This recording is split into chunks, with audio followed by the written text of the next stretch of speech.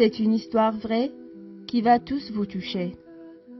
Je m'appelle Justine, j'ai 38 ans et je suis une enseignante de primaire. Aujourd'hui, je vais partager avec vous mon histoire. C'était un soir que je n'oublierai jamais.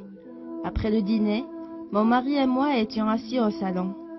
Chacun de nous était occupé à faire ce qu'il voulait. Moi, je corrigeais un exercice de production, alors que lui, il jouait sur son smartphone. Quand tout à coup, mes larmes ont commencé à couler sur mes joues silencieusement. Mon mari a ressenti ma tristesse. Il a remarqué que quelque chose n'allait pas et m'a demandé pourquoi je pleurais. Je lui ai dit qu'hier j'ai demandé à mes élèves de rédiger une production écrite et de parler de leurs plus grands souhaits. En corrigeant, la dernière feuille m'a énormément touchée. Ce petit garçon a écrit « Mes parents adorent leur smartphone. Ils en prennent bien soin alors que des fois, ils m'oublient carrément. Quand mon père rentre à la maison, il dit qu'il est très fatigué. Pourtant, il a toujours le temps pour son smartphone et pas pour moi. Même quand ils sont vraiment occupés à faire quelque chose d'important et que leur téléphone sonne soudainement, ils courent vite pour répondre. Mais quand c'est moi qui leur demande quelque chose, ils m'ignorent complètement, et ce, même quand je pleure. Mes parents jouent tout le temps sur leur smartphone, mais rarement avec moi. Quand ils sont au téléphone, ils ne m'écoutent jamais. Même quand j'ai des choses très importantes à leur dire, il arrive souvent qu'ils me crient dessus pour aller dormir, regarder la télé sans dire un mot ou aller m'occuper ailleurs tout simplement. Alors, c'est pour cette raison que mon plus grand souhait est de devenir un jour un smartphone.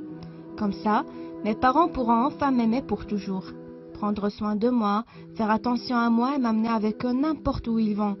Devenir smartphone est mon plus grand rêve, car j'aime trop mes parents.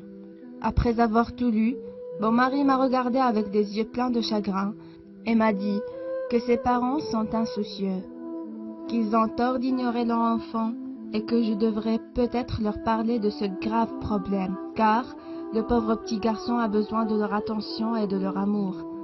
Puis il m'a demandé si je connaissais les parents de cet élève. Je lui ai dit que oui, je les connais très bien, car c'est notre fils qui a écrit ça. Mon mari était choqué. Je sais qu'il n'a jamais fait attention à ce détail, et moi non plus d'ailleurs. Ce fut notre plus grande erreur. Il ne faut jamais sacrifier de temps qu'on devrait passer à côté de notre famille, peu importe la raison. Les smartphones sont conçus pour rendre notre vie plus facile et pratique, et non pas pour nous séparer du monde réel. Sachez qu'il n'est jamais trop tard pour changer votre vie. Profitez au maximum de votre famille et vos proches. Parlez à vos enfants et apprenez à mieux les connaître. Soyez sociables et faites-vous des amis. Découvrez de nouveaux horizons et ne perdez pas votre temps accroupi devant vos ordinateurs, car un jour, il serait trop tard de changer quoi que ce soit. Si vous avez aimé l'histoire, n'oubliez pas de partager avec vos bien-aimés.